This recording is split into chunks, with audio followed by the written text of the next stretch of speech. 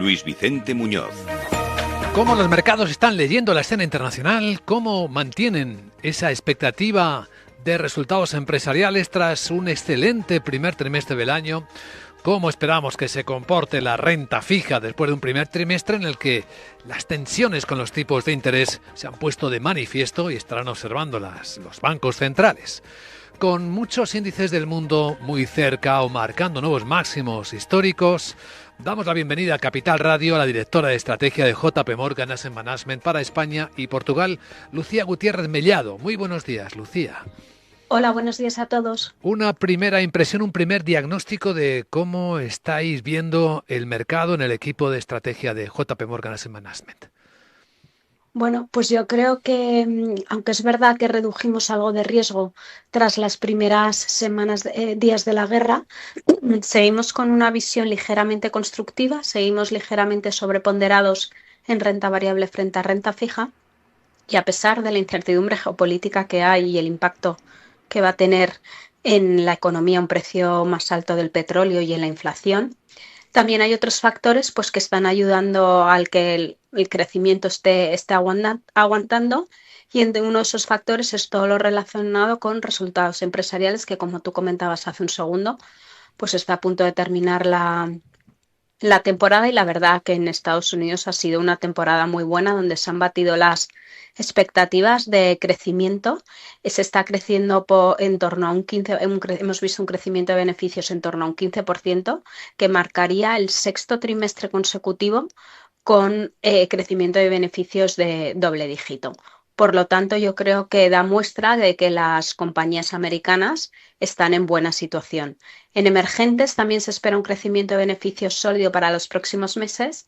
Y bueno, pues también esperamos que en Europa, si la paz llega de forma definitiva en un corto plazo, pues que el impacto del precio del petróleo no tenga un impacto significativo en los resultados empresariales. Aunque claro, en el segundo trimestre del año tendremos algo de alteración, porque es donde cae de lleno el impacto de la crisis de Irán, ¿no? Bueno, totalmente, y es verdad que ya se ha empezado a notar en los datos de inflación cómo se empieza a notar ya un precio del petróleo más alto, pero la realidad es que partimos de muy buen nivel, con los márgenes en niveles muy sólidos. Entonces, aunque retrocedan un poco, esperamos que continúen estando en unos niveles muy razonables y muy aceptables. Pensando en lo que tenemos delante y con esa presión inflacionista como gran protagonista, de hecho los próximos datos seguramente que más se observen y se analicen sean los de inflación. ¿Cuál es el escenario? ¿Cómo se va moviendo el escenario esperado de comportamiento de los bancos centrales? Bueno, pues yo creo que ahí claramente han dicho que ellos han mostrado su preocupación de qué impacto podía tener en la inflación.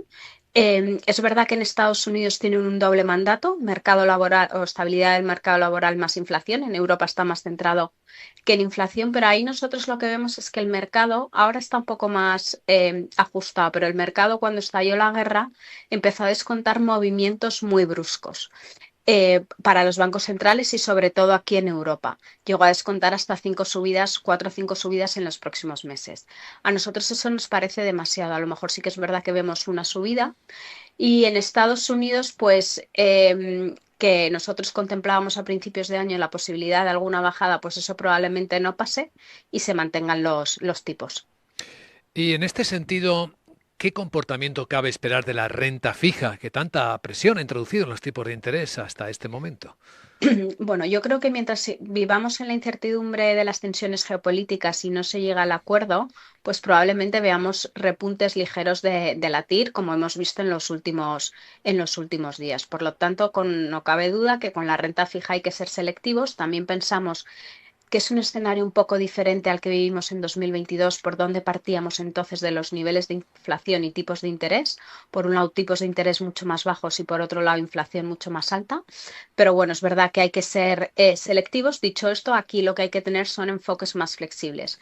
Y lo que no cabe duda es que una cartera bien diversificada a día de hoy no solo puede contar con renta variable y con renta fija. tiene que contar con otros activos y esos activos son los activos alternativos, que en entorno de repuntes de tires por inflación, los alternativos te ayudan a descorrelacionar con la renta fija y con la renta variable. Y hablando de alternativos, ¿de qué podemos hablar en particular?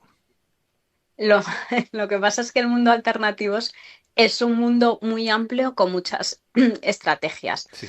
Entonces ahí hay estrategias más líquidas y menos líquidas. Dependiendo del perfil de cada cliente, pues puede tener exposición el perfil de riesgo a estrategias más líquidas o a menos líquidas. Ahí al final lo que hay que hablar es con los asesores de cada uno de los clientes y ver, dependiendo de las necesidades y de la cartera, qué tipo de alternativos incorporar. Pero, por ejemplo, todo lo relacionado con activos reales, pues suele funcionar muy bien en unos entornos donde la inflación está más elevada.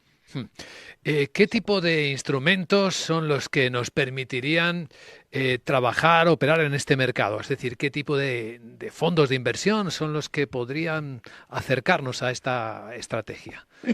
Es verdad que cuando hablamos de alternativos y hablamos de la parte más ilíquida, ¿vale? Cuando los que no tienen liquidez en diaria, tradicionalmente había sido un tipo de producto que había sido más para el mundo institucional, porque los mínimos que exigían al final cuando inviertes en infraestructuras, en carreteras, en aeropuertos, en edificios, pues al final el mínimo que exigían este tipo de inversiones eran muy, muy altos. Lo que se ha trabajado en los últimos años ha sido en encontrar estructuras más, más eficientes para el inversor más minorista. Y bueno, hay algunas figuras domésticas en el mercado español o bueno, pues que te permiten acceder con unos mínimos más bajos. Algunos nombres propios de fondos que puedan permitir a un inversor trabajar en este escenario, Lucía. Bueno, yo creo que como has comentado antes, hemos comentado la renta fija que estaba complicada y bueno, yo creo que aquí, como os decía, hay que ser flexibles. Y aquí dentro de nuestra gama tenemos distintos perfiles de fondos de renta fija, que unos tienen un perfil más conservador, que es el Global Strategic Bond, donde el gestor, dependiendo de cómo ve el mundo, asigna pesos a los distintos sectores de la renta fija. Este fondo tiene su hermano mayor, que es el Global Bond Opportunities, que este asume más riesgo con la misma filosofía, pero puede asumir más riesgo. Y luego, para aquellos inversores que estén buscando rentas o cupones atractivos dentro del mundo de renta fija, tenemos el Income Fund, que también, bueno, pues busca perseguir un cupón atractivo que se paga de forma trimestral. Lucía Gutiérrez Mellao, directora de estrategia de JP Morgan Asset Management para España y Portugal. Gracias por compartir esta visión y esta información en Capital Radio. Que vaya bien el día. Gracias a vosotros.